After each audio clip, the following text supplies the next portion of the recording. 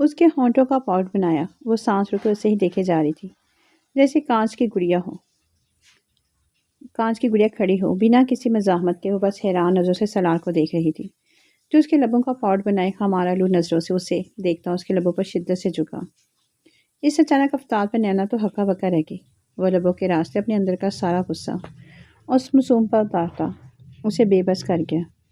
اس کو اپنی سانسیں رکتی محسوس ہوئی تو وہ سلار کے کندھوں پر ہاتھ رکھے اسے پیچھے دھکیلنے کی کوشش کرنے لگی، لیکن سلار نے اس کے دونوں ہاتھوں کو پیچھے کی طرف لے جاتے ایک ہاتھ سے ہی قابو کیا۔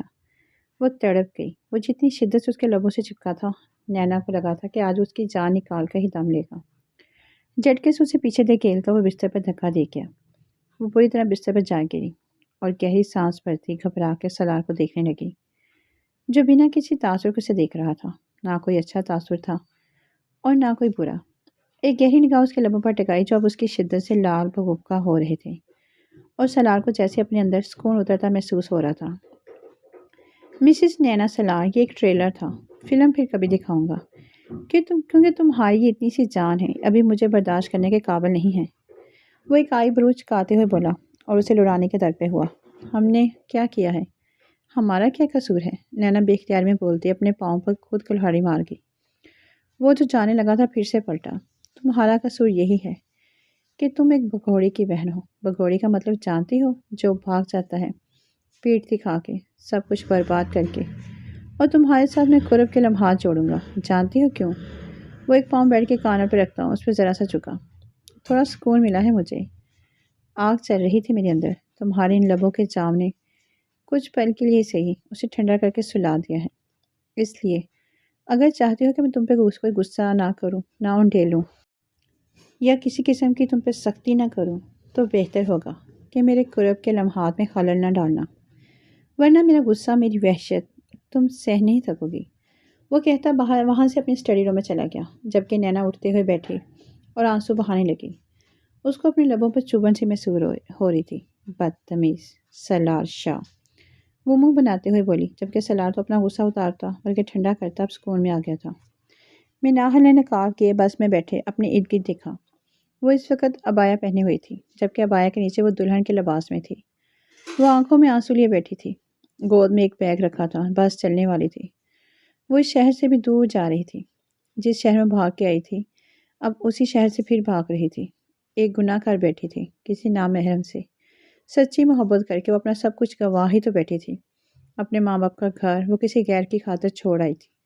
وہ غیر ہی تو تھا جسے وہ اپنا سمجھ کر اتنا بڑا قدم اٹھا گئی، اور قدم اٹھانے کے بعد اب اسے سمجھ آئی کہ وہ کس قدر بڑی غلطی کر گئی۔ بس چل پڑی تھی، بیگ میں سے اس شخص کے خط نکال کے دیکھتی وہ سسک اٹھی۔ کتنے جھوٹے لکھ تھے اس میں۔ وہ سب آج کھل گیا تھا۔ اس کے موبائل پہ کال آ رہی تھی، اسی شخص کی جسے وہ ہمیشہ کے لیے چھوڑ آئی تھی، جس کے لیے اپنے ماں باپ کو چھوڑا، آج اسی کو چھوڑ آئی۔ موبائل رنگ ہوتے ہوئے بند ہو گیا تو اس نے کال بند ہوتے ہی موبائل کو آف کر دیا۔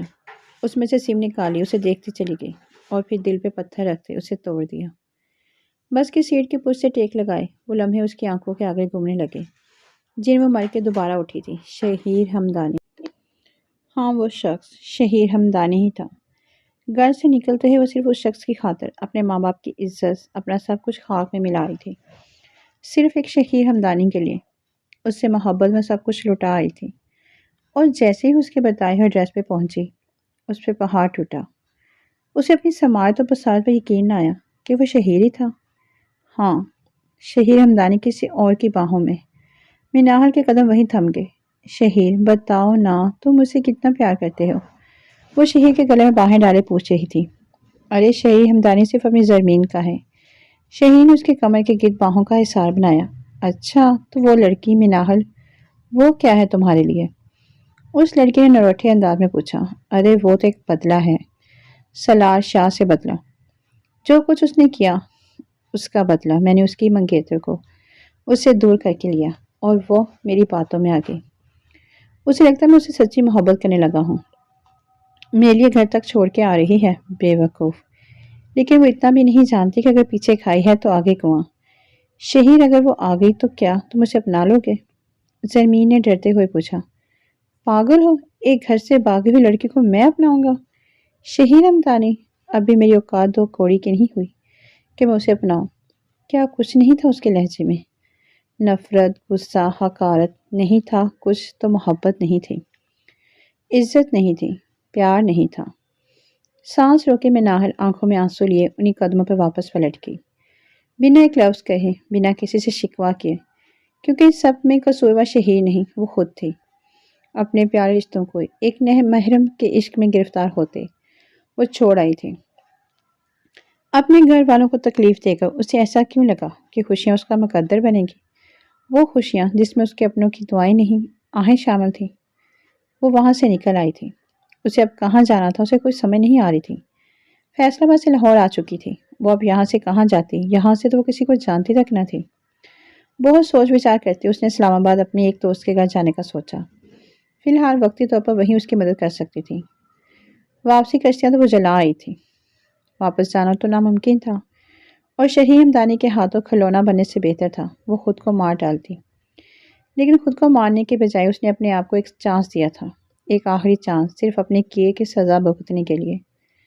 جو گناہ اس نے گھر سے بھاگ کے کیا، اس کی سزا بھگتنا چاہتی تھی، دنیا والوں کی ٹھوکریں کھانا چاہتی تھی، تاکہ اسے بھی تکلیف ہو جیسے وہ اپنے گھر والوں کو تکلیف دے کر آئی تھی۔ بس اپنے راستے روان دواں تھی۔ وہ لاہور سے اسلام آباد جا رہی تھی، اپنی دوست شمع کے گھر۔ وہ یہ بھی نہیں چاہتی تھی کہ وہ اس کی مدد کرے گی بھی یا نہیں، لیکن پھر بھی اللہ کے آسرے پر جا رہی تھی۔ پلیز علی صاحب کھانا کھا لیں۔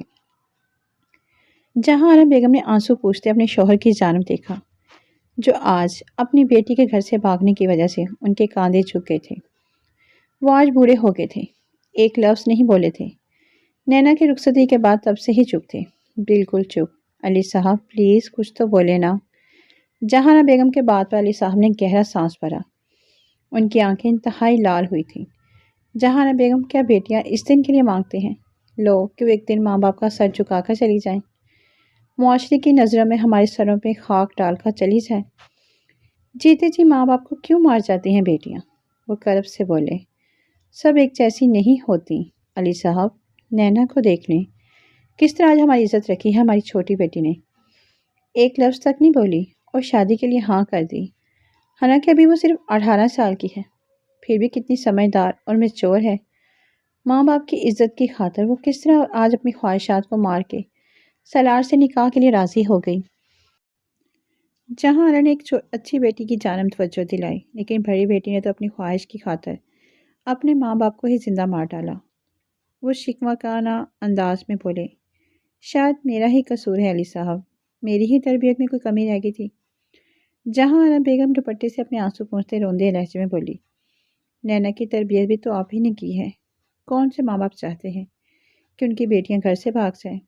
لیکن میناہر نے جو کیا اس کے لیے میں اسے ساری زندگی معاف نہیں کر پاؤں گا۔ وہ آنکھیں بند کر کے ان کی آنکھوں کے کونے بھیگ گئے تھے۔ جہاں آرا بیگم ٹھنڈی آہ بھر کر رہ گئی۔ جھوٹی کہتی تھی مجھ سے محبت کرتی ہوتی تو آج یہاں آتی، دھوکے باز لڑکی۔ شہیر ہمدانی سر جھٹکتا اپنی گاڑی کی جانب بڑھا، جو زمین سے لڑکے آیا تھا۔ جب اس نے ایک مناہل کے کردار پر بات کی تو وہ سہن نہیں کر پایا اور اسے ایک تھپڑ رسید کر دیا۔ وہ میری مناہل ہے، خبردار جو ایک غلط لفظ بولا تو۔ ابھی تو تم کہہ رہے تھے کہ وہ 2 ٹکے کی لڑکی۔ زمین آنکھوں میں آنسو لے بولی، میں جو مرضی کہوں، تم کون ہوتی ہو بولنے والی؟ آئندہ مجھے اپنی شکل مت دکھانا، گیٹ آؤٹ۔ وہ اپنا سر جھٹکتے گاڑی میں بیٹھنے لگا۔ اس کے موبائل پر اس کے پرائیویٹ ڈیٹیکٹیو کی کال آنے لگی، جو اس وقت فیصلہ آباد میں مناہل کے گھر میں موجود تھا اور اسے تمام رپورٹس وقتاً فوقتاً دے رہا تھا۔ سر، میں کب سے آپ کو فون کر رہا ہوں۔